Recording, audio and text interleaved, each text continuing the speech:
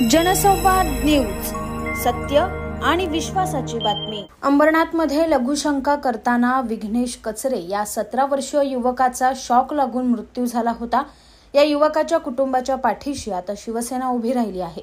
शिवसैनिक पवन वाळेकर यांनी या युवकाच्या कुटुंबाला आर्थिक मदत सुपूर्द केली असून कुटुंबातील एका सदस्याला स्वतःच्या कंपनीत नोकरीही देऊ केली आहे। तसंच महावितरणकडून विघ्नेशच्या कुटुंबाला नुकसान भरपाई मिळावी यासाठी उपमुख्यमंत्री एकनाथ शिंदे यांच्या माध्यमातून पाठपुरावा करण्याचा शब्द पवन वाळेकर यांनी विघ्नेशच्या कुटुंबाला दिला आहे।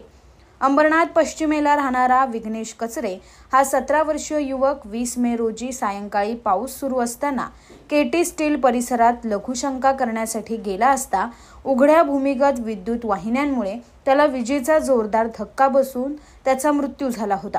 या प्रकरणी अंबरनाथ पोलिसांनी महावितरण संबंधित अधिकारी आणि संबंधित कंपनीच्या मालकाविरोधात गुन्हा दाखल केलाय।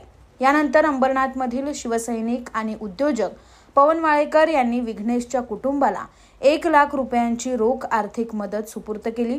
तसंच महावितरणकडून नुकसान भरपाई मिळवून देण्यासाठी पाठपुरावा करण्याचा शब्दही वाळेकर यांनी विघ्नेशच्या कुटुंबाला दिला आहे।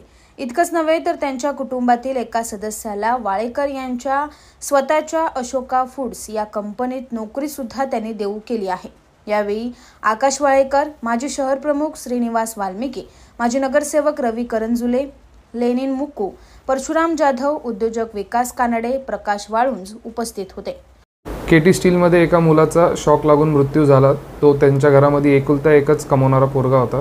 म्हणून आम्ही आमच्याकडून, शिवसेनेकडून आणि आमच्या मित्रपरिवाराकडून जी मदत करता आली ती आम्ही केली रोख स्वरूपामध्ये। आणि याच्या पुढे पण त्यांना आपण जसं MSCB कडून काय कंपन्सेशन देता येईल ते पण आपण प्रयत्न करू शिंदे साहेबांच्या मार्फत। मृत्यू झालेला जो मुलगा होता तो त्यांच्या घरात एकुलता एक कमवणारा होता। त्यामुळं आपण आपली जी अशोका फूड कंपनी आहे त्याच्यामध्ये त्यांना तिच्या आईला किंवा त्यांच्या घरातल्या एका सदस्याला आपण जॉब देणार आहोत। जनसंवाद न्यूज, सत्य आणि विश्वासाची बातमी। आजच सबस्क्राइब करून बेल आयकॉनला क्लिक करा आणि पहा ताज्या घडामोडींचा अचूक अंदाज आपल्या मोबाईलवर।